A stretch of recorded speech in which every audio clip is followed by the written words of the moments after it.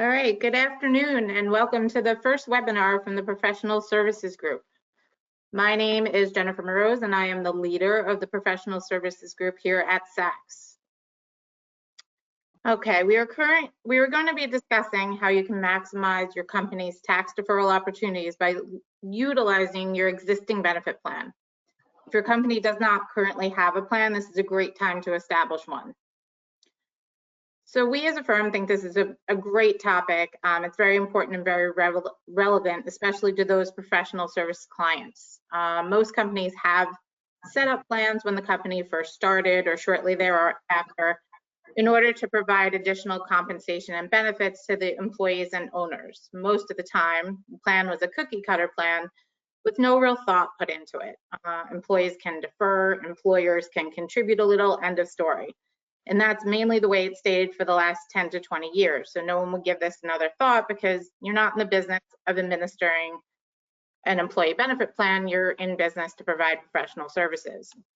So today we're going to explore what your plan can look like and different contributions that are most likely available that you haven't taken advantage of.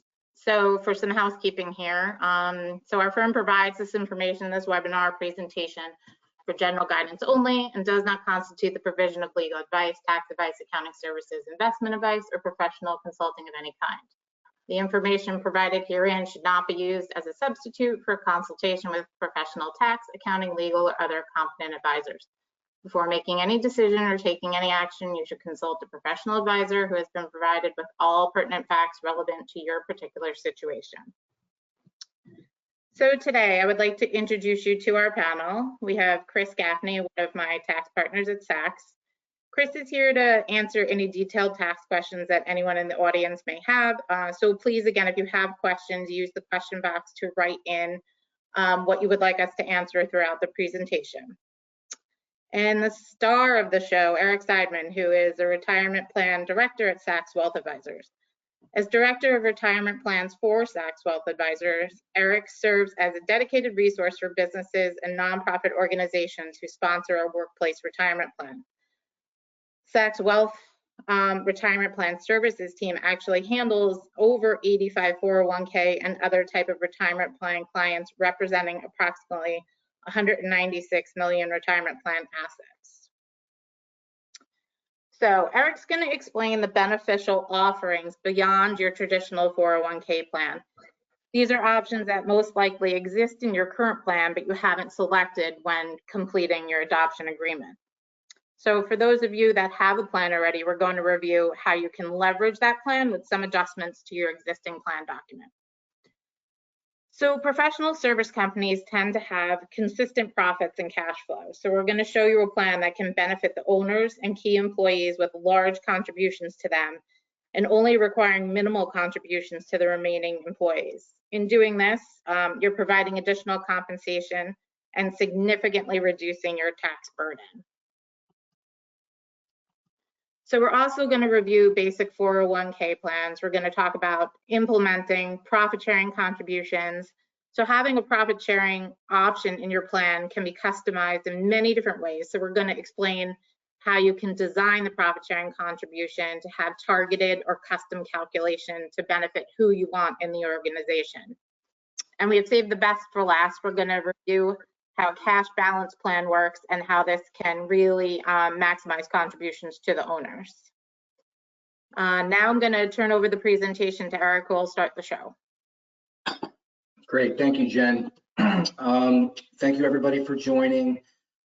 So as Jen mentioned, early on, one of the primary messages we want everybody to understand is that it's not too late to take steps to minimize your 2020 tax burden by properly leveraging retirement plan and by implementing one prior to filing your company's return. So because of new legislation that we'll talk about, you can implement a plan for 2020 retroactively.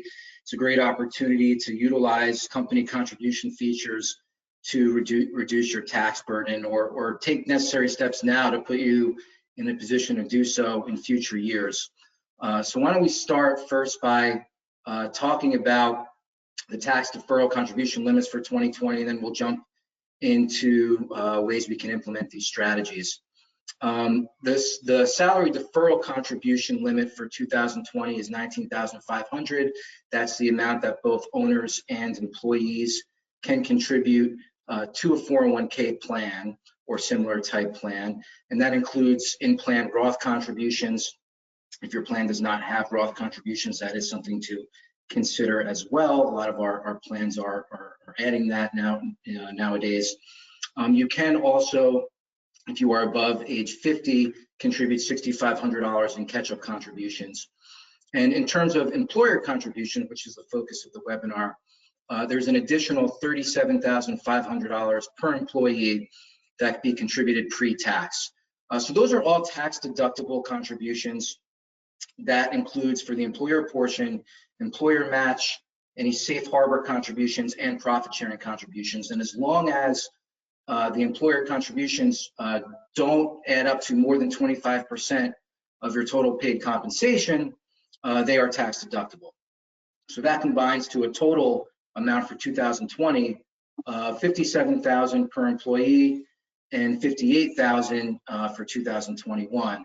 And the key question is, are you taking full advantage of these tax savings opportunities within your existing plan design? That's what we'll talk about today. Next slide, Margaret, please. Thank you.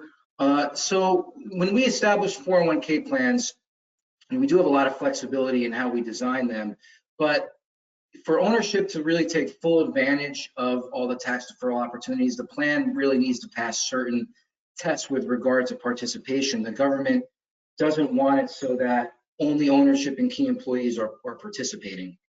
But if you don't have strong participation in the plan, another option is to implement a safe harbor employer contribution, which we'll talk about. But as Jen alluded to, many instances, these plan design decisions are made early on, circumstances change, and it really can be beneficial to revisit them. Providing a safe harbor contribution, a match contribution in order to pass testing, these are, first off, tax deductible in and of themselves, but they really can put you in a strong position to fully leverage other tax deferral opportunities, such as profit sharing, which we'll talk about. Next slide, Margaret. Thank you. So let's talk about some of the more common company contribution features that we do see in plans, starting off with the safe harbor contributions. And again, when you provide a safe harbor, what that is referring to is, as long as you provide this contribution, you as ownership and you and your other key highly compensated employees can contribute the maximum without having to worry about any non-discrimination testing requirements if your other employees are not contributing. So the basic safe harbor match, this is where participants must contribute to receive. A common formula is 100% up to 3% plus 50% on the next 2%. And really what that equates to is participants must contribute 5% to get 4%. We do see enhanced safe harbor basic matches as well. That is where you have sometimes more simplistic formula, 100% up to 4% or even higher than that. Important to note that for these match contributions, you can, as an employer, you can make these contributions either in one lump sum prior to filing your tax return or throughout the year. So that's something that we discuss with clients a fair amount. We do have clients who have been contributing their full safe harbor contribution after year end, prior to filing their tax returns in one lump sum. It can be a pretty large figure that they have to come up with. If you can contribute that throughout the plan year, per payroll, that might help just from a general cash flow perspective, but also you're investing in the market every single pay period for all of your employees. So you're naturally dollar cost averaging, which is nice. On the other hand, it might benefit other employers to, for various reasons, to make that contribution all at once. So that is a key plan document provision that you do have the option to be flexible with when you make those contributions. Safe harbor contributions are 100% vested immediately. You do need to provide notices to your employees, and it is non-discretionary. If it's in the document, you have to make that contribution where you have to go through a plan amendment process. Next slide. Another option that we see is a safe harbor non-elective contribution. This is a 3% contribution that is provided to all eligible employees. Now, oftentimes when we're speaking with clients, they'll refer to this as a match. This is not a match. Participants do not have to contribute to receive this. This will be provided to all eligible participants, 3% of their salary.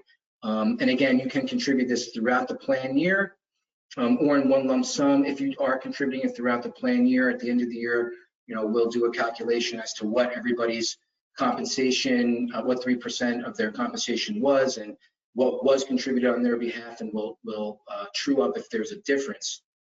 But you do have the ability to contribute that throughout the plan year. Again, 100% vested immediately, non-discretionary, does require an amendment if you want to change this. Notices are required, but what's key to this is that really this contribution can help in custom profit sharing calculations and in the cash balance plan, which we'll talk about later on. But it really may be ideal for you to consider this type of contribution if you are planning to make a discretionary profit sharing contribution. You might ask yourself, why would I give 3% to all of my employees if they're not contributing themselves? And that's the answer, is that it will help in the discretionary profit sharing calculation if you do plan to make it. And if all of your participants are contributing the match, it can be more expensive than 3%. It's really 4% match if all of your participants are contributing that as well. Next slide. Moving on, the safe harbor contributions, you can provide discretionary match contributions, and this is again where participants must contribute to receive. You can provide more custom formula if it's a discretionary match contribution. We often see 50% up to 6%, but here's where you can also employ the concept of what's called a stretch match to encourage more participation in your plan.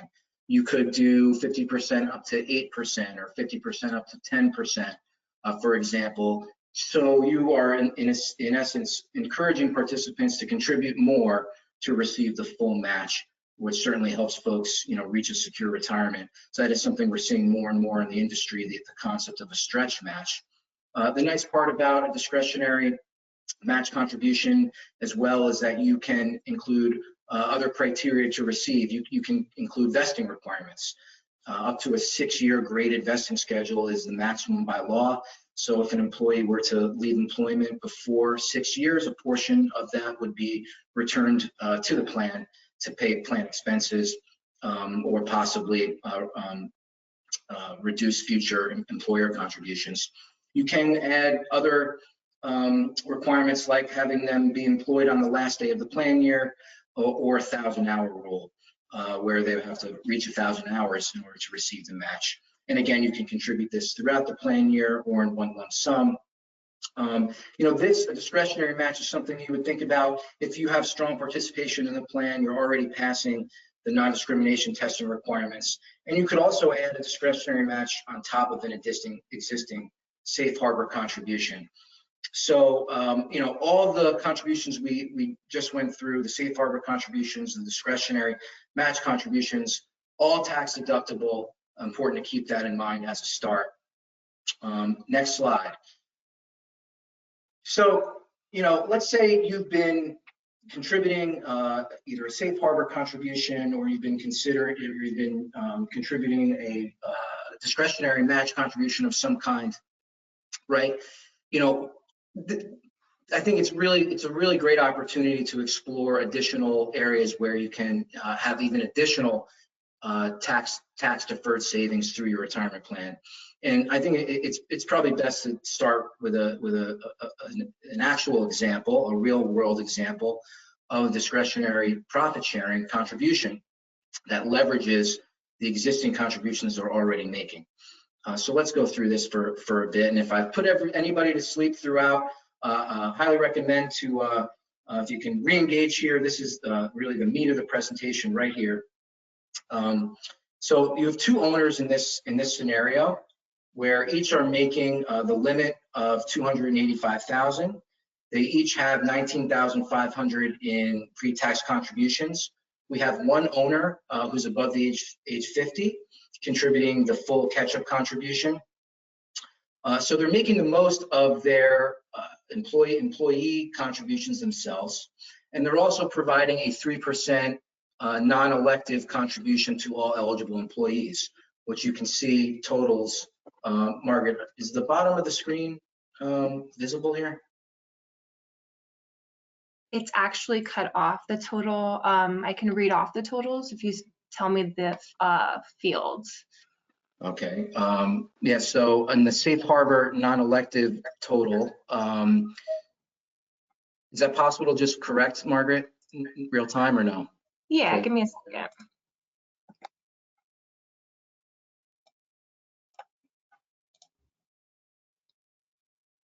Apologies to everybody. Let's see. One second. Can you see that better? Yes, much better. Thank you very much. No problem. So in this scenario, the company is providing a 3% non-elective contribution, and that totals to everybody of $32,137. But you can see of that, each employer is getting $85.50 of that contribution. So that puts them in really a great opportunity to provide a really nice profit sharing contribution where, you know, the vast majority of the contribution is going to the two owners. You can see a total profit sharing contribution of $64,928 on the bottom, where the owners are receiving $57,900 of that contribution. So the owners are receiving over 89% of the total contribution. They're receiving a 10% profit sharing contribution of their own salary.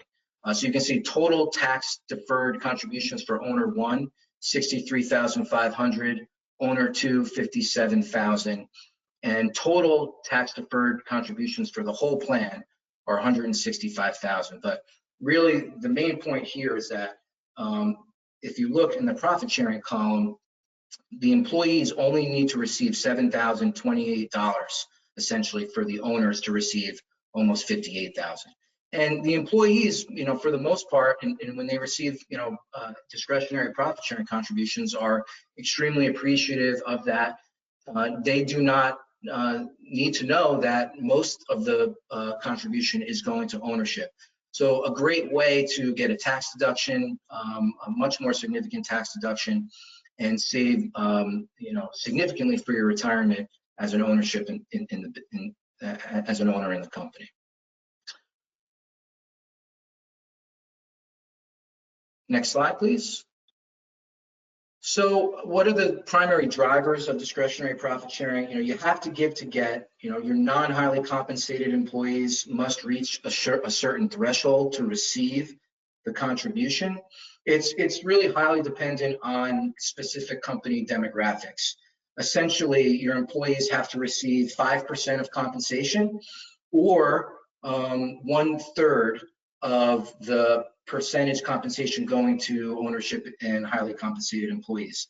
In the example we just showed, the employees were receiving 1/3 of the percent going to the owners. They were receiving 1.39, and the owners, I'm sorry, 4.39 when you add in the safe harbor contribution, and the employers were receiving a little over 10. So that's 3 times the percentage that their employees were getting, which allowed them to pass that test. But it is highly dependent on specific company demographics. And there is a compensation limit of $285,000 for 2020. That's $290,000 for 2021. And I'll also mention that there is an option that you have to actually exclude highly compensated employees. So you don't have to give this contribution to any what's considered highly compensated employees, and that's anybody who made over $125,000 in 2020 and $130,000 for 2021.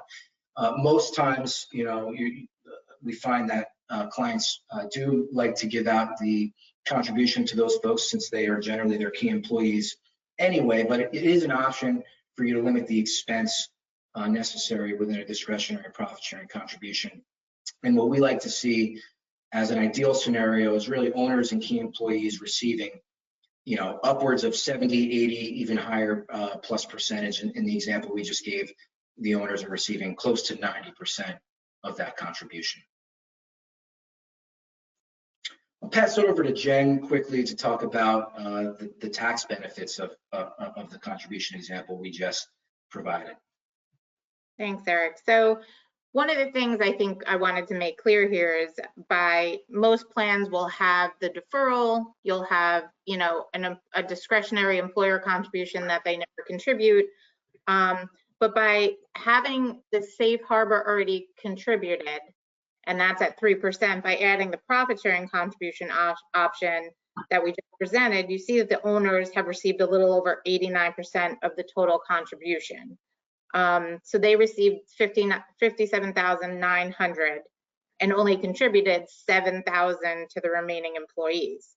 So another way to look at it is the total contribution saved the organization $27,269 and only cost them $7,000 in cash. So it's almost 4 times the savings compared to the cash that had to be outlaid. So so that's why we're kind of pointing out you should leverage the safe harbor contribution into a profit sharing, because it tends to be much more beneficial. Thank you, Jen. So let's talk a little bit, you know, more about discretionary profit sharing. Again, this is the main tool for ownership and key employees to reach that $57,000 pre-tax contribution available for each employee. It must be made prior to filing your taxes to get the deduction. That's why now is a perfect time to take a look at making this profit sharing contribution. Most firms are you know, compiling their taxes right now. You know, if you haven't considered this, it's a great time to do so. And we can structure it to target ownership, as you saw, right? You know, we can really structure it such that you're targeting, you're trying to give the contribution to who you want it to go to, if possible. You know, another key piece here is it doesn't need to come from profits. It's really a misnomer, the fact that it's called profit sharing in the industry. That name can even turn some folks off if they really, you know, don't, you know, want to, you know, share their profits. You know, this is a contribution that can benefit you as an owner of the company, save for your retirement in a pre-tax fashion, right? So, you know, it does not need to come from profits, and is really a misnomer, but it is the general term for it in the industry. And, you know, it's formula driven. You must give to get. You must give a little bit to your employees to get, but not all formulas are created equal. We come across a lot of plans when we're reviewing plans for clients that have very rudimentary design, pro rata, boilerplate. Each employee gets the same percentage contribution. You know, you compare that to a new comparability plan is the term in the industry, but really what that means is, you know, you can do an advanced custom design where you're putting employees into different groups, trying to target, you know, your profit sharing contribution to where you want it to go. And you can even put each employee in their own group. So it can be, you know, very custom as opposed to, you know, very simple and pro rata. So important that your formula gives you that flexibility. And, you know, right now, many plans are actually coming up on what's a document restatement cycle. Many plans are actually having to restate their plan document in the near future, just a regulation that's upon us. So it could be a good time to just make sure that your formula does provide that flexibility in the future. If that's something that you might not be considering now, you can consider in the future. Just make sure that your formula is providing you that flexibility.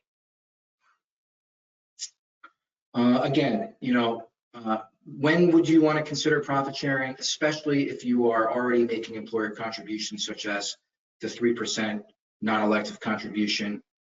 We talked about how ownership and key employees can really benefit from that, and that the tax savings can really offset the extra amount that you have to contribute in a lot of cases. You can have custom vesting in a profit sharing contribution. So unlike safe harbor contributions, which we talked about, you can implement a vesting schedule, again, up to a 6-year graded vesting schedule on anybody who leaves prior to reaching that 6 years. That money is going to be returned to the plan for you to use to offset future contributions. So another great feature. You can additionally add different eligibility requirements to receive the contribution. So if you're having your employees eligible very quickly to encourage them to contribute to the plan, you can have a longer eligibility requirement to receive the vesting schedule. And there's some additional requirements that you can put on it each year as well. And remember, this is discretionary.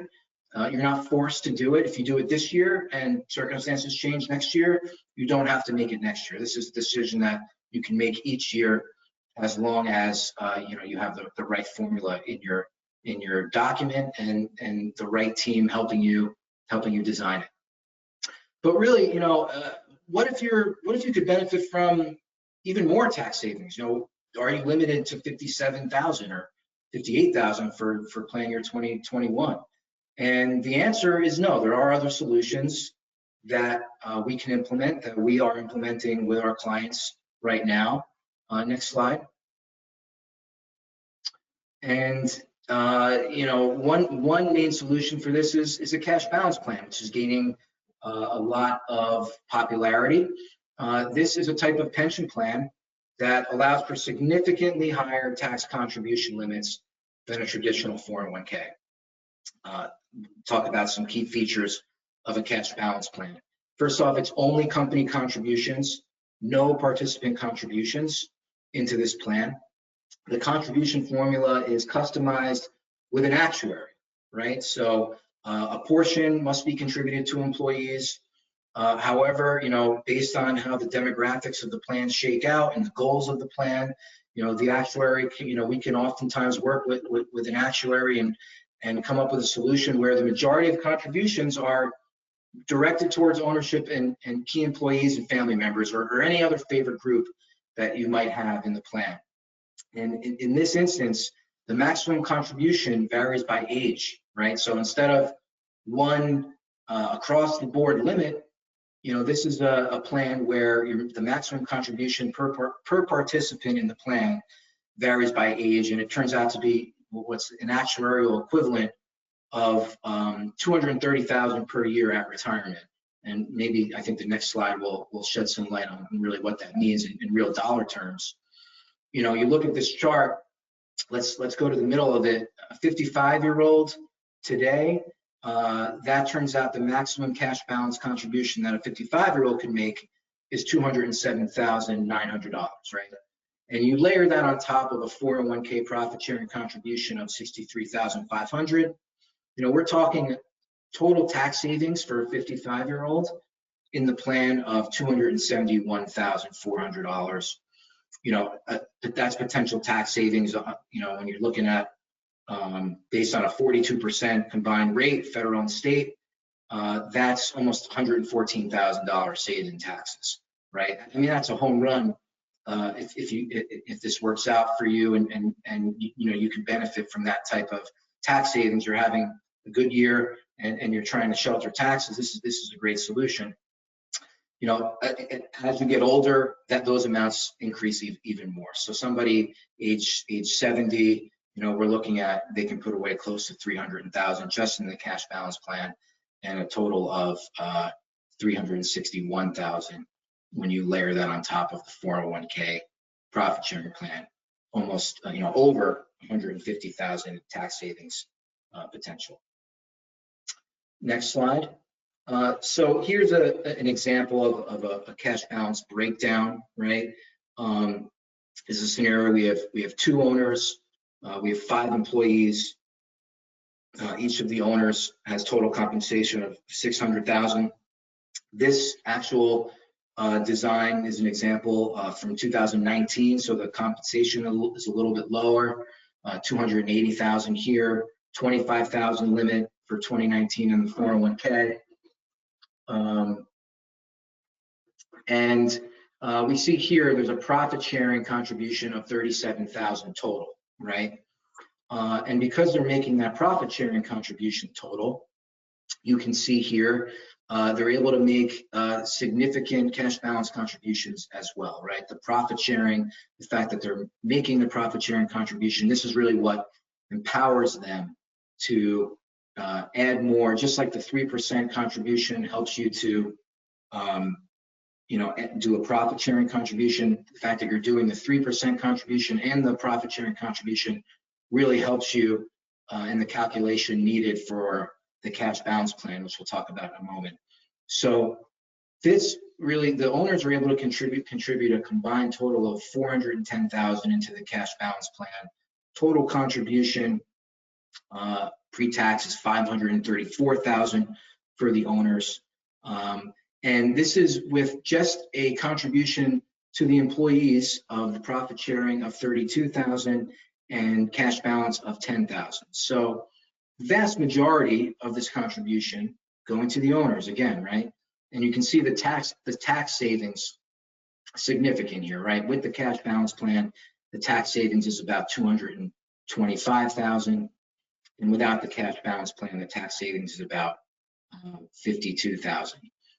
So you can see to make contributions, putting away significantly a lot more than the regular 401k and profit sharing contribution, you're able to leverage this cash balance pension plan to put significantly more away pre-tax, save a large sum of money in taxes, and in a lot of cases, these examples can you can offset the contributions that you need to make with the tax savings itself.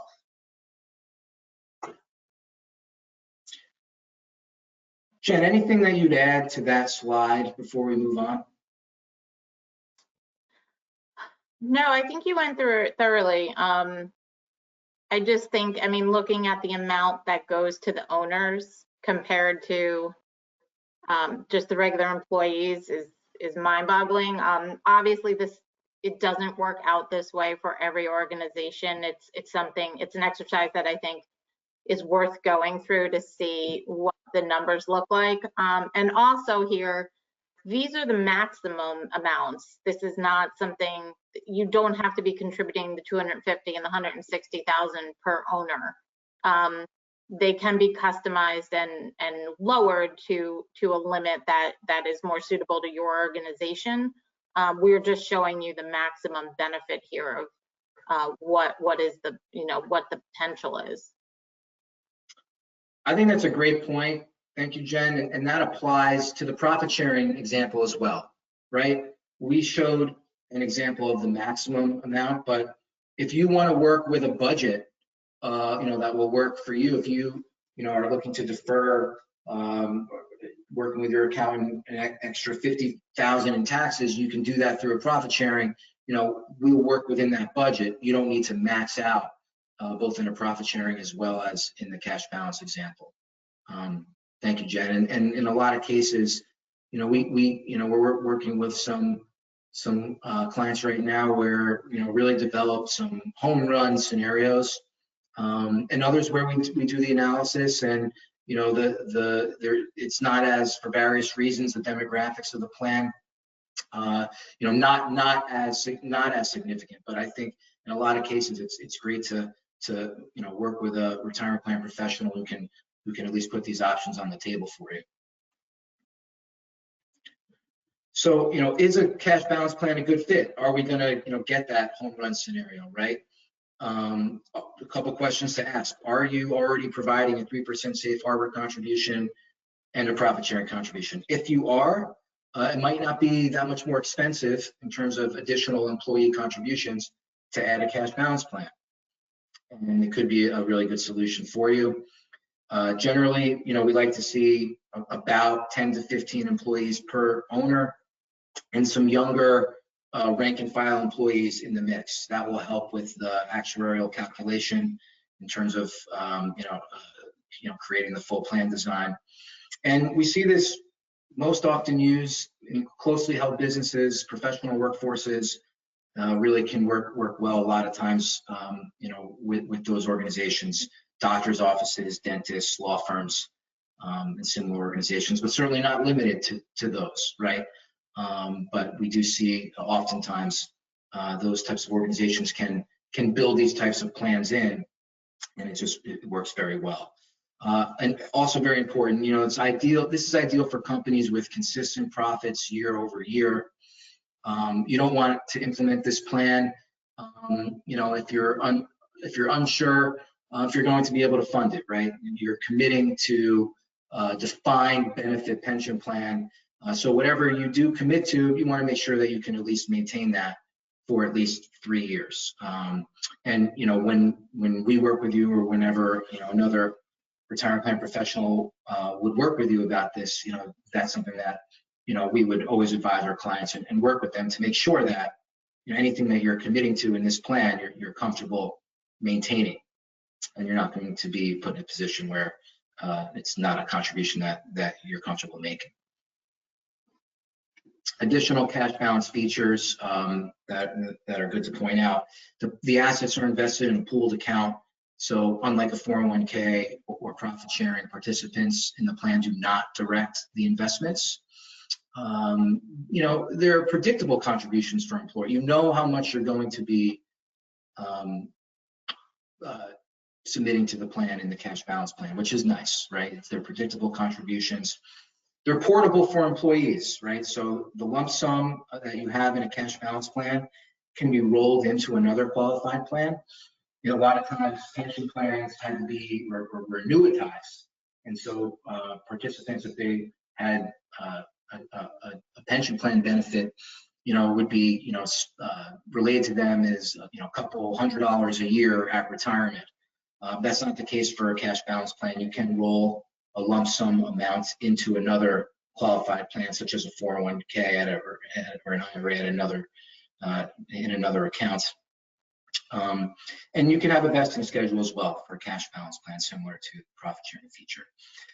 And I'll add, we mentioned, because of the Secure Act, new legislation that has been passed, you can now adopt these for plan year 2020 prior to filing your tax returns.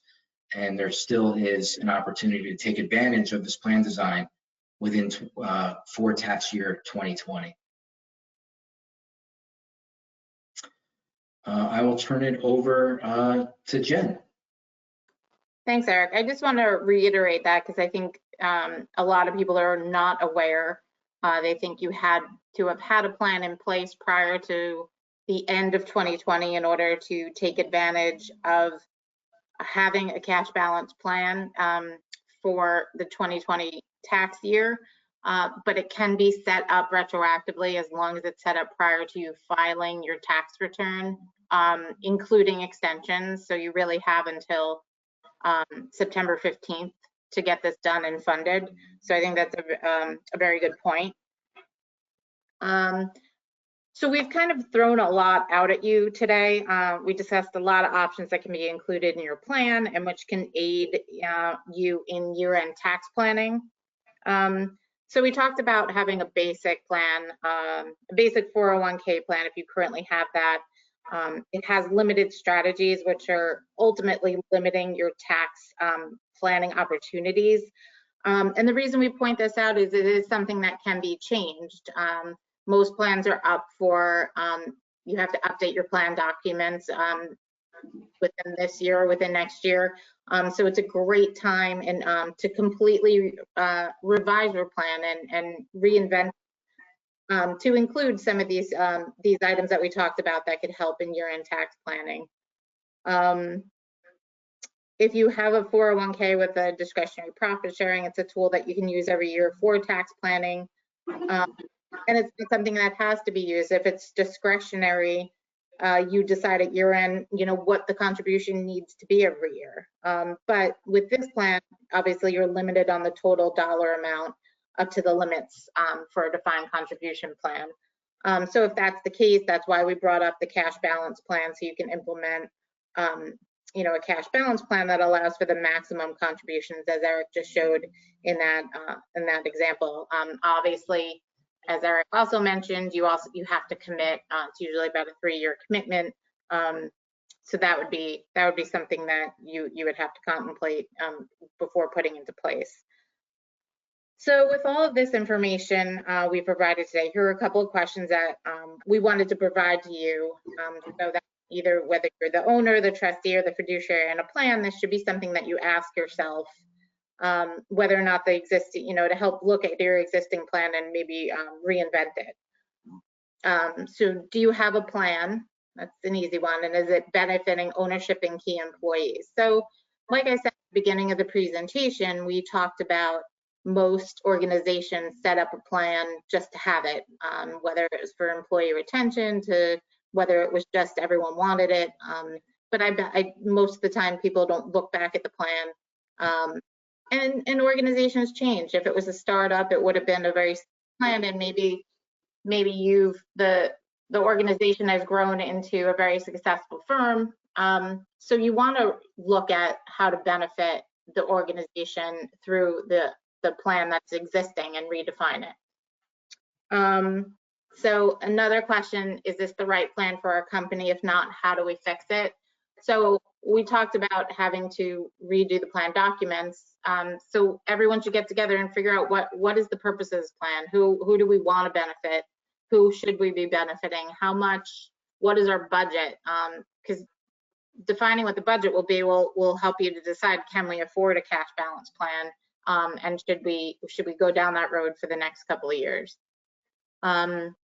So even as simple as, should we provide an employer contribution? A lot of times people look at the plan and there's the option for an employer contribution. Sometimes there's even a stated match, which we tend to advise clients not to have a stated match, because after the year that we've had this year, maybe it's not a good idea to be having to contribute money to a plan if you don't have it. So having that discretionary match makes more sense. If the money's there, you contribute it. If it's not, you're not obligated to. But you want to structure it to provide the maximum benefit to the owners and key employees. So is your TPA and or investment advisor providing proper guidance in these areas? That's something we always talk to our clients about looking at, because once these plans are set up, you usually assign someone to administer it within the company, and then it's never looked at again. But being a trustee and an owner of the company, you have a fiduciary responsibility to make sure you are administering it in accordance with the plan document, and make sure you're providing the benefits to the employees. So if you don't have the right TPA or investment advisor, that should be something that you look at and maybe change. As a fiduciary of the plan, we also talk about having your plan benchmarked every couple of years. And when I approach clients about this, they always say, oh yeah, we do this every year. Our current provider gives us the benchmark study. So I always, well, it's probably makes sense to have a third party, an outside third party, give you that benchmark study, because the person you're working with isn't going to point out any flaws or errors in what they're currently providing to you. So it's always good to have an outside third party person look at that. And a lot of the benchmarks that get done focus on the investments and the expenses of the plan. And we always talk about, you should also benchmark the plan provisions. It shouldn't be based on just the investments and the expenses of the plan. This goes back to really understanding why the plan was set up and what it's there to provide. So the provisions of the plan should also be benchmarked and spend a lot of time on going over that. So who is available to help you with these decisions? Obviously, we're always here to help you. That's why we're doing this presentation today, to give everybody a little more information.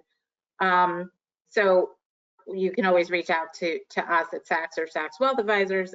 If you have a good relationship with your current provider, they're always there to assist you. But you should be speaking with someone with expertise in the field, not just someone who's assigned as a client relationship person. So a retirement plan specialist and or an independent fiduciary. These are people that you can speak with in order to create a new plan or update your existing plan. They will have custom plan solutions and not just provide you with a cookie cutter plan where you're completing the adoption agreement and just checking a bunch of boxes. So when you design your plan, you want to have a plan that fits your company's needs. It should benefit the key employees and most of all be used to minimize the company's tax burden. So at this point, I do have a couple of questions that we can go over that were sent in. One of the first questions is, yes, this session is being recorded and will be emailed to all the participants within a week or so. So just in case you had to hop off early, it will be sent to everybody. So one of the first questions here is, how does a custom calculation benefit me? What advantages does it have in terms of allocation of the profit sharing contribution? So I know Eric had brought up within profit sharing contributions, there is custom calculation that can be done. As he mentioned, new comparability. In the simplest terms, I think this allows you to categorize each of the employees or groups of employees within your organization. So you can put the owners in one group, you can put administrative staff in another group. You can actually put each employee into its own category and group. And not to go into too many details, as long as you're contributing, like Eric said, 5% or a third to everybody else within a certain category, you're able to maximize the amounts to management, executives, owners. So it's just a way of basically compensating certain classes of employees differently. So that's the advantage and how that works. Hope that answered that person's question. Jen, I would just add to that. I mean, in very simply, it's a way for ownership to put significantly large amount away pre-tax, save for their retirement, and also get a tax savings on top of it. And so if you're doing one of these custom calculations, if we can make it so, like in the example we showed, where ownership is getting almost 90% of the contribution, it's both a savings and investment play as well as a tax play. Great, perfect. So the next question is, I'm going to turn this over to Eric, but I'll just read it. What happens if I start a cash balance plan but cannot make contributions in year 2 or 3? Sure. Well, I think this gets really to the importance of having a retirement plan specialist advisor, working with TPAs and actuaries to help you design this properly in the beginning. So you want to make sure that you're comfortable with the contribution that you're committing to. But circumstances change. We can. We can review with you options to, amend the plan early on in the plan year and make those adjustments. But again, those are all discussions that are well thought out in the beginning. As Jen said, you don't have to contribute the maximum. Those very large numbers, those hundreds of thousands of, that's not something that needs to be contributed. So, if you're looking to leverage the cash balance plan, we can set it up in a way where you're comfortable with the contribution, and that that will get you the tax savings and the tax deferred savings that you're looking for without putting you in a compromised position. Okay, Eric, I'm going to give you this question as well. If I have to give employees profit sharing contributions and I am only deferring the tax, aren't I losing money by the amount I gave to the employees? How does this benefit me? So I think the probably the best way to point out the benefit there is that, you know, especially if you're getting most of the targeted allocation, yes, you are giving certain amount to your employees, but you're getting the vast majority of it in tax deferred savings. So that's savings that's going to grow in your own retirement plan account over time, tax deferred, and not be taxed until you take out those distributions later on, until they're withdrawn at retirement. And, you know, I would say, you know, if you grow, let's say too much, you know, you have a problem where you have, you know, a lot of tax deferred savings, you know, we'll, you know, let's estate plan that later. You know, that's a good problem to have. We'll estate plan that later. You know, let's get the tax deferred savings now, go into your account, and, you know, we'll worry, you know, we'll deal with the taxes later through estate planning. And so I'd say, yes, you do have to give a portion to your employees. I would say that you're also benefiting because employees really do appreciate this. You know, they appreciate even a small amount in profit sharing. You know, will keep, you know, attract and retain top talent, and a good advisor partner. You know, one of the things we do with our clients, when they're giving out profit sharing, we make sure employees, you know, understand, you know, the profit sharing that they're getting, and that they're appreciative of it. And so that's another benefit in terms of attracting and retaining talent as well. And you do have the ability, again, to put a vesting schedule on it, right? So your employees that are receiving it are the ones, and keeping it are the ones that have stuck it out with you, that have been there for some time. Great answer, Eric. Okay, so we have one more question here, and I think I might actually have Chris chime in. With Biden's tax plan, do these plans become an even better tool to manage taxable income? So quick and easy, I would say yes. I don't know if Chris has any. Sure.